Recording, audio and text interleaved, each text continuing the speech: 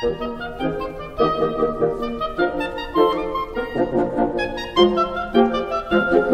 Davies has very kindly agreed to come from eBay. He's going to give a presentation on eBay and its interest in booksellers. There's a little bit of data from him on page 3 or 4 of the program, interesting data. And I'll have a question for Tim about that data, somebody else might as well. But anyway, Tim Davies is representing eBay. He's come up from Melbourne and he's going to talk a little bit about eBay for booksellers.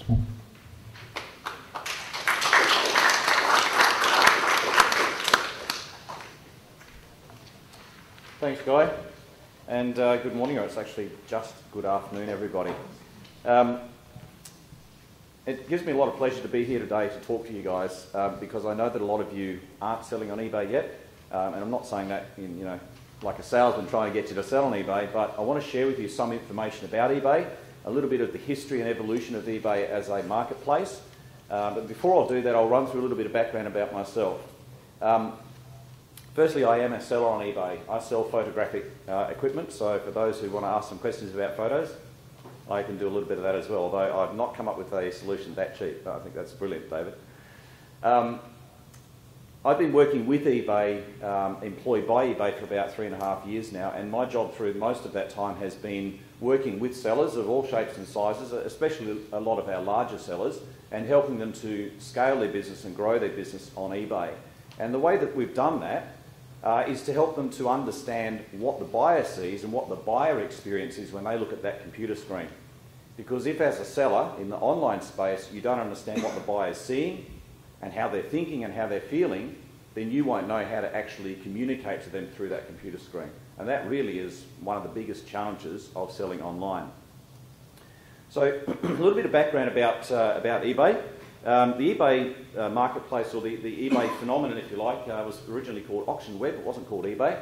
And the first thing ever sold on eBay, does anyone know what it was?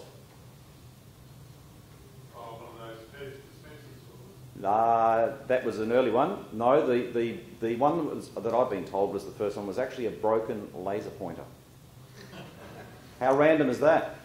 And literally the guy that put the site together in the first place and wrote all the code for it was a programmer. He's a pretty smart guy.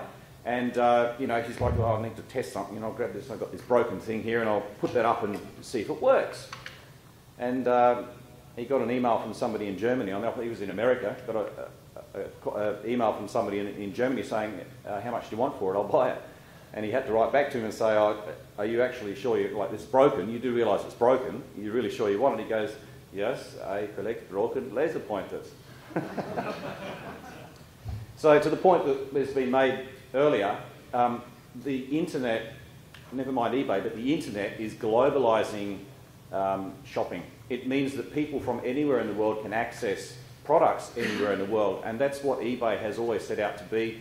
There are a number of other marketplaces as well, and we've been through some of those today.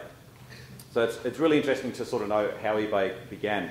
It has evolved a lot though. Obviously in the early days of eBay, I'm sure that a lot of you have probably already bought things on eBay.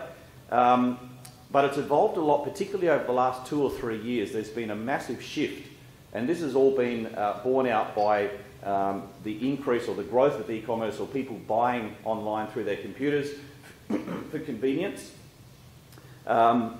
Most people wouldn't think of buying a car or a house or a lounge suite through eBay or through over the internet, but increasingly people are actually starting to commit rather large purchases, or commit to rather large purchases through sites like eBay and Amazon, and just online through websites in general. So it's starting to change the way that people are shopping.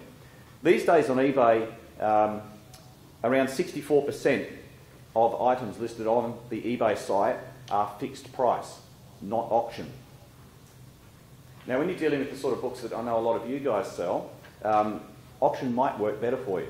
I don't know, but that'll be a strategic question you will need to think as well. If it's a rare book, if it's a book of high value, if it's something unusual, auction may work better.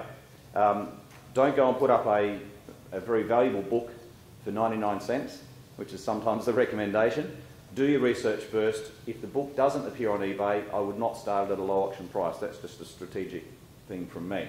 But do your research, and one of the great things about the internet, whether you're on eBay or just on the internet in general, you can very quickly do a search, whether it's through Google or wherever, and find other books of the same title, other products, and compare prices and see how things are going. It's very easy to get that information, and I'll talk a bit more about that in a minute. About 83% of what's listed on eBay today is brand new.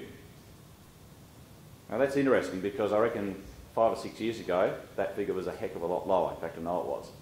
Now that's not to say that there is no space for second-hand or auction listings on eBay. That's not the case. They're still very vibrant parts of the marketplace in general, and a lot of people look for those products, but certain products lend themselves to that. So for example, if you're buying laptop computers, there's a limited market for second-hand ones. Most people would rather buy a new one. So obviously that's going to be more brand new. There's also been a major shift in the last probably 12 months, maybe 2 years at the most, towards a lot of larger retailers or more prominent retailers starting to come into the eBay marketplace. If you've been on there recently, you might have come across firms like Bing Lee, who is actually trading up there. The Good Guys, some of these big electronics stores are actually up there trading. Logitech's up there. And also a lot of fashion brands that you'd see if you go down to your local Westfield shopping town as well. A lot of these guys are starting to settle on eBay. And I'm sure we've all read the news stories and seen the stories on TV about the big debate, whether it's online or offline. You know, it's like a battle. eBay's view is that actually what's happening is you've got a convergence of both towards the same thing. Because if you're going to go and spend $1,000 or $2,000 on a really U-Butte computer, you're not just going to bump up with your mobile phone and go, click, oh, that'll do, click. You're going to spend some time researching it. You're going to go down to the local Dick Smith store or Officeworks and ask for them to show you how it works, and you're going to go and search on Google and have a look at the specs and find there's a new model coming out. And the whole experience in shopping now has changed to the point where people use several different devices and go into stores to finally come up with a decision to purchase. Obviously, if you're buying toilet paper, you don't need to do all that. You just go in there and grab it. But it depends on the purchase. But what's happening now is we find people are using mobile devices, computers, in-store, forums, search, all sorts of different ways to actually find products and to buy. And that's really, I think it's really exciting, because what it means is for all of us as sellers, whatever our products are, it means we've got the opportunity to become leaders, to show credibility in how we present the products that we've got and the expertise that we've got in our particular fields, to set buyers' minds at rest. If you think about it this way, one of the greatest challenges of selling online is that you've got a person sitting in their lounge room at home trying to feed a $100 note into a computer, and then it's gone. And they don't know where it's gone. They can't see you.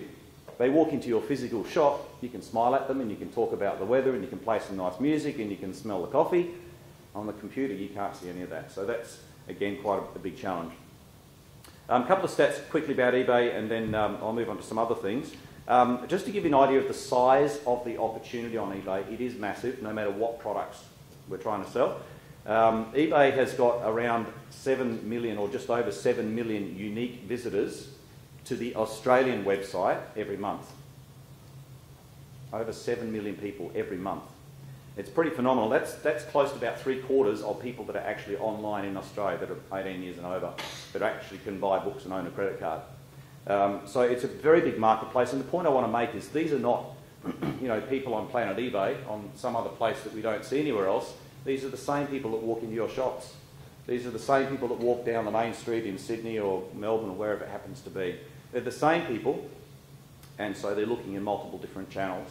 And what we've found that a lot of the retailers that have come into the eBay space over the last year or so have realised is that if you want to sell to the customer, you really need to be where the customer is. If the customer's on their computer, well, you should be there too. If you're on eBay, if they're on eBay, you should be on eBay too. If they're in Westfield, and so on. One of the challenges of eBay is it's a very transparent marketplace. And I mention this because a lot of the work that I do with some of our larger sellers who know how to sell their product, they're very, very skilled at that, often have trouble understanding just how sensitive or how transparent the marketplace is when they make transactions. If you stuff up on eBay, everyone can see it. Yeah, there's feedback there, there's ratings, eBay rates you on it. So I'm not saying that to scare you. What I'm saying is when you come in to list on eBay, have a real think about what you would like as a buyer of the product. Right? A buyer is never going to think like a seller, so it's your responsibility as a seller to think like the buyer. And if you can do that and anticipate how they're going to feel, what they're going to think, what they're going to look for, walk through your listings when you've got them up live on the site and scroll through them and ask yourself, does it make sense? Does it look good? Is it distracting? Get friends to do the same and critique it and give you that feedback. You're going to improve very quickly by actually taking on that sort of advice. One of the great things about eBay, obviously, as Guy mentioned, he listed some books and within 2 weeks he sold around $6,000 worth. I've come across, this one will make you laugh, not books, but horse rugs. I met a seller a couple of years ago who came in stressed out of their mind. You could see it on their face. They said, we manufacture horse rugs, and some of our retailers that we're supplying to weren't paying on time. So we had some old models lying back in the shed there. We thought we'd list them up on eBay and just try and keep the cash flow going. We made $14,000 in 2 weeks and we don't know what we did. So the point is, the people are already there searching. It's just a case of putting the product there so it can be found, and the sales can happen very, very quickly. So it's pretty exciting to know that you can get a very quick response. The other great thing is also you can start at whatever level you want. Want to list one book? That's okay. It's not going to cost you very much. And if you don't sell it, you don't pay anything. I think you pay 5 cents to list and that's it for books. If you do, that's great. Or we've got other booksellers on eBay that have got like 2 million listings. They're not selling the same sort of books as you do. These are cheap, high production, fast production books. But eBay will handle all ends of the spectrum, and there's all sorts of different types of sellers. So all I'd say is when you're listing on eBay, by all means, use the BookZangle products. However you're doing it, make it personal. Make your personality of your business and your expertise actually come through in the way that you put together the information about yourself. It helps the buyer to have assurance and comfort knowing they're actually buying from a real person who's got a wealth of experience. That's a lot better than me, who knows very little about books, to be honest, saying, yeah, I've got this book and I picked it up and I don't know where it is and it's in my garage somewhere. It's not very credible. And you've got a lot more credibility and a lot more experience with that, so make the most of it.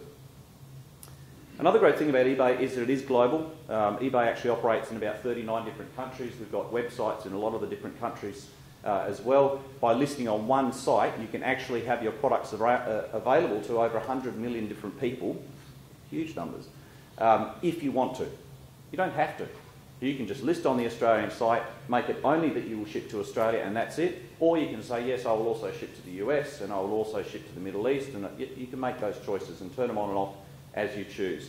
I'm sure Guy will go through those sort of things in his presentation as well.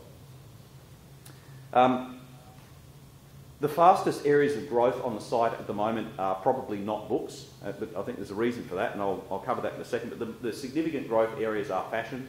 Sounds a bit strange. The old way of buying a jacket or a top or a dress or something was to go in the shop and feel the material and try it on and check it in the mirror. No, not these days. People buy it online, including me. And the reason why, I speak from my own experience, I'm prepared to take that risk and actually buy something online, having never seen it, having never tried it on, having never felt the material, is because the person who's selling it to me or the business that's selling it to me has a return policy that says, if you don't like it, you can send it back in 30 days free of charge. Now, I'm not trying to put extra burdens on how your business works, but think about that buyer experience. It's de-risked it for the buyer. How many extra buyers are they getting because the buyer's got no reason not to buy? So have a think about your return policy. Make it fair, make it reasonable, make it so that it actually works for your business and it's sustainable. You've got to still make a profit. Obviously, you're in business to make a profit. But have a think about how that works with your business as well. The slide up here is actually just demonstrating that eBay is not just eBay. Like the eBay logo over on the left-hand side is what most of us think of as eBay. Actually, the eBay group owns a lot of different companies, and you'll probably recognise some of the names up there. Obviously, PayPal, you may be aware, as an eBay company. Shopping.com, which is a shopping comparison site, is also owned by eBay. They've recently changed the name. Magento is an e-commerce platform which about 40% of people that are online retailing are using here in Australia and in a lot of the major Western countries. Red Laser I put up, this is probably a little interesting one. I don't know if you've ever heard of Red Laser. It's a mobile phone application whereby the camera in your mobile phone becomes an infrared scanner. as such. But what it will do is actually scan a barcode, run it over a book, right? All books have got barcodes on them with the ISBN numbers, barcodes, whatever. That's what Red Laser does. Now, it hasn't taken off huge in Australia yet, but in the US it is huge. And so one of the things I'd definitely be recommending, and I know that the way that it goes into the BookZangle system based on the ISBN, very important to get that ISBN into eBay, which obviously that's going to happen. The reason is because when somebody with a mobile phone goes out to a bookstore somewhere or goes to a friend's place and says, that's a good book, what is it? They scan it with their mobile phone, they press a button, and they can see it on eBay. Right? Technology is changing the way people find things, it's changing the way people shop, it's changing the way people think about the whole buying experience. And there's been complaints from some of the retailers, and I totally get it. You know, imagine if you're going out to hire a movie or buy a movie, a DVD, you walk into the shop, it's $40. I'm sure my friend said he got it for 25. Blip. I can get it on eBay for $24.95 and it can be delivered in 2 days. Thank you. Done. Bye-bye. It's changing the way people shop. I'm almost out of time. Thank you. Next slide, please, just to quickly run over the stats. They're in the book. I won't go through them in any huge detail. You can kind of see what they are. But what I've done is I've pulled out to give you an idea of the small amount of business that's being done at the moment, which really demonstrates that the category is wide open for used books over $20, which, as I understand, is what most of you are doing. Right? Is that the last 30 days? That's, yeah, 30 days from up to the 21st of November. Well, of that 739 used over $20, 140 of them are mine. Well, there you go. There's a massive opportunity there. So please join Guy. Look, you're absolutely right. It's funny now that a lot of eBay, and I guess I'm not really making an apology, but it's just an observation.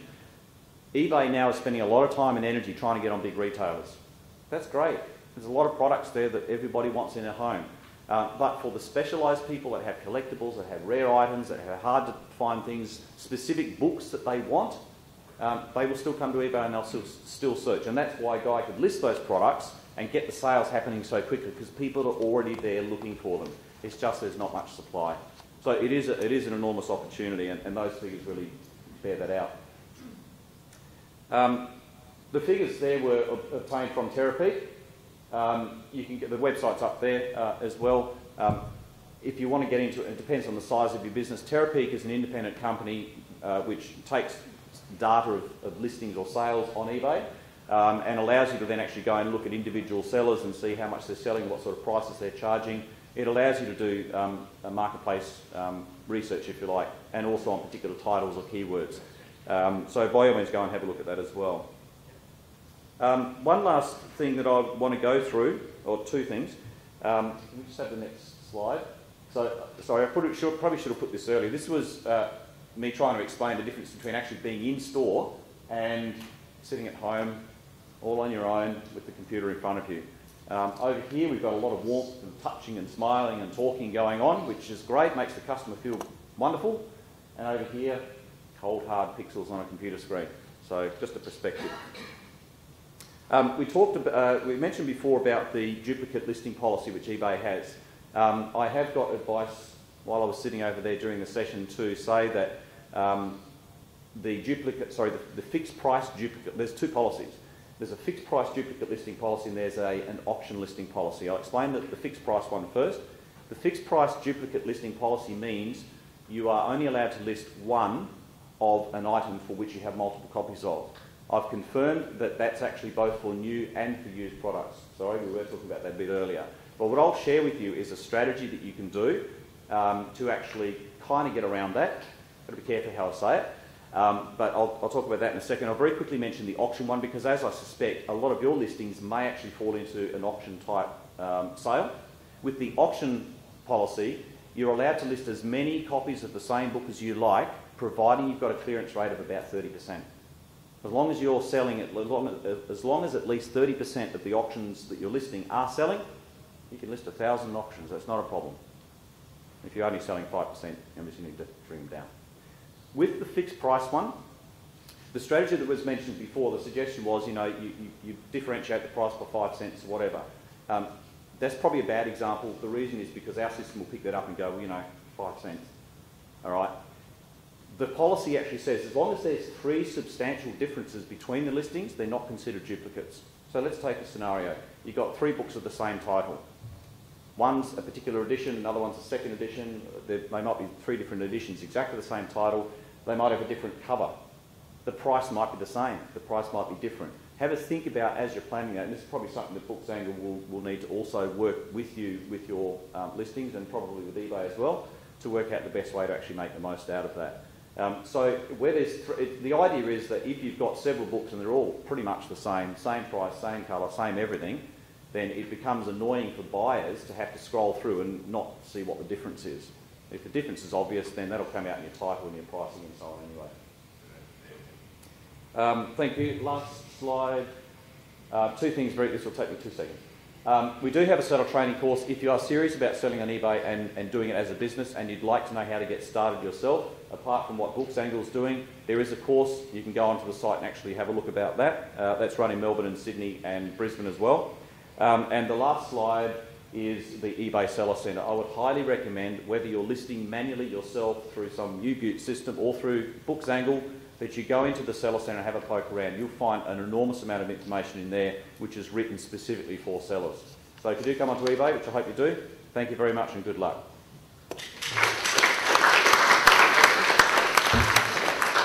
And I'm being told that we've got plenty of time for questions as well.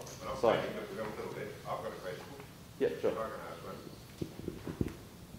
Tim, this duplicate listings business, yes, later when Tim is giving a talk on what we're planning to assisting with eBay, we've got some sort of ways we can help there. But let me ask you a question. I'm a seller on eBay. I've got 2 copies of a book. It's published by Jonathan Cape in, well, frankly, I've forgotten, when would it be, 1952, 1953.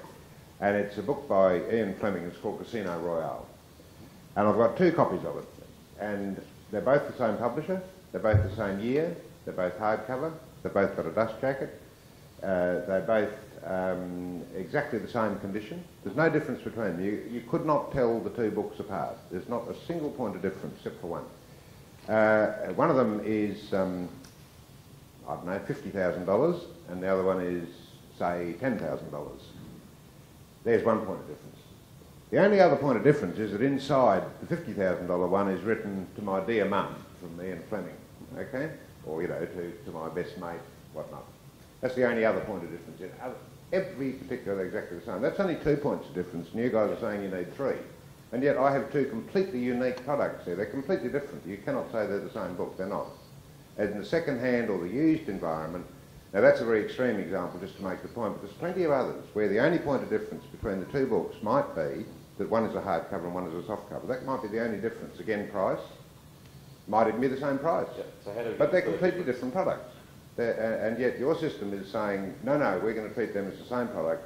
And the only problem here is not that it's just, the penalty is not necessarily you just get that listing drop. I mean, that you know, that we can live with that. But theoretically, you do this 5 times and you get kicked off eBay. So, I mean, you know, it's an area I think that further exploration is going to have to be done with you guys and with people like us. I mean, we're going to have to get this one sorted because I don't think it is sorted at the moment. Okay, so just a fair comment. So one of the I guess challenges of eBay being not only a global site, a global marketplace, but also being a one-size-fits-all system, means that there are going to be circumstances where the one size kind of doesn't exactly fit. I'm not eBay. I can't change things like that. I don't have that sort of authority. And one of the things that I've had to do quite creatively with some sellers over the past few years is help them to work out strategies and things that actually work within the structure of eBay but actually achieve what they need to do. It's very clear, and nobody in eBay is going to disagree that they are clearly 2 different books. No question about it. So therefore, knowing we need to get 3 differences, how are we going to achieve that? Price is one, and the fact that it's got the inscription. So the price, that's easy, that's a number. The 2 different numbers. How are we going to convey that there is this blah, blah, blah book plus handwritten inscription or whatever it happens to be? So there's 2 differences. Yep. I can make one suggestion, Tim. Basically, without having to change your software sitting there saying we want 3 points of difference. Okay? One method of doing it would be to alter your program slightly so that assigned or inscribed, signed by author or inscribed by author, as opposed to not signed or inscribed by author, is given a value of 3. That's all you need to do on that one, and that one's solved. Because a book that is signed or inscribed by an author is a completely different beast to a book that isn't signed or inscribed by the author in nearly every case, with the possible exception of, I don't know, car manuals or the Reader's Digest condensed, which is not likely to be signed by an author. I mean, there are ways in which, but probably rather than try and solve them today, I can tell you one thing, the people at BookZangle intend to follow through with eBay, and Phil's already started some of this, and we intend to get some solutions. To assist, get some solutions. No, fantastic, and you'll have my support in doing that as well, because if it is a simple solution that eBay can do, and that sounds like a simple one, that sounds great. Obviously eBay's got a lot of moving parts, and it's a bit like trying to turn an elephant around a 5-cent piece at times, but the intent is there. My objective in my role, working with sellers, has been, that's great, let's work on the change. But that change might be 2 years, 3 years away, it might be 1 week away, I don't know. What are you going to do, not sell on eBay for that time? No. That's my approach has always been, that's fine. If the system's broke or it doesn't quite fit your thing, find a strategy that makes you able to do that. So I'd say the third change would be the picture. Have the picture of the book and then have a little inset thing with the actual inscription or something on there. You've got your 3 changes. There's ways of doing it. So be creative with it and don't say, oh, the policy sucks, eBay can't do it, forget about it. Be creative. I've had to do that with my business as well, where I've had duplicates or, before the policy came out. And find creative ways of doing it. And I'll continue to work with you guys to try and bring that about.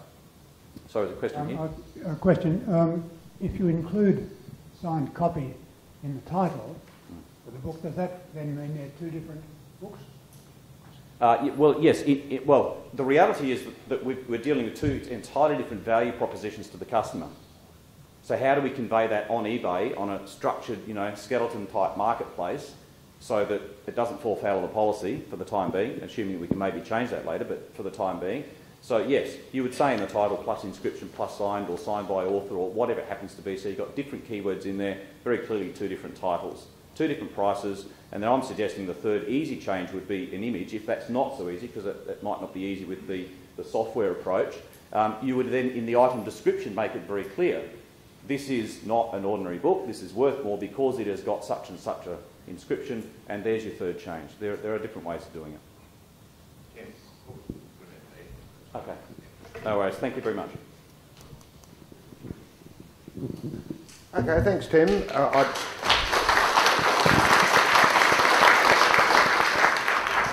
I hope we're not sounding too aggressive there, but we are going to have to deal with some of these issues because the used book market, you can see from the graphic you put up there, you used over 20. I just checked with Phil, who's also on eBay, in the last 30 days he's done about 70.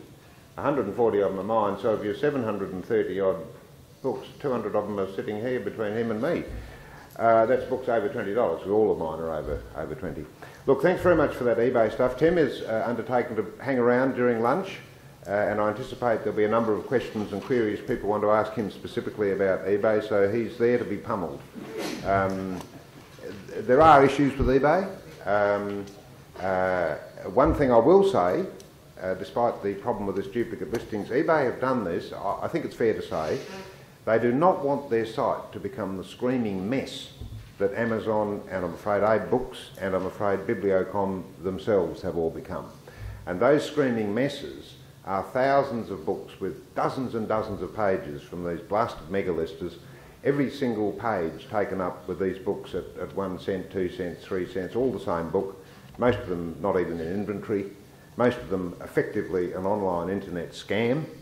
And all of those sites, some of which Abe at least used to be wonderful sites for us second-hand booksellers, have just become so polluted with that sort of stuff that eBay has said, we don't want that. We're just not going to have these duplicate listings. You cannot become a page hogger on eBay. Now, baby and bathwater, okay? We've thrown out the bathwater, and very smelly bathwater it is, but I'm afraid the baby's gone out as well in some cases, and we've got to do something about that, but we'll try and do that. It's now time for lunch.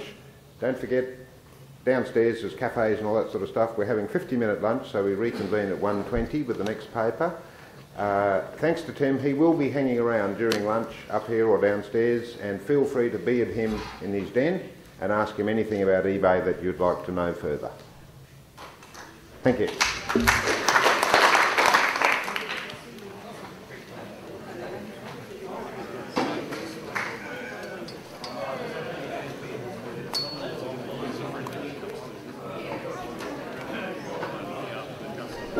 Thank you.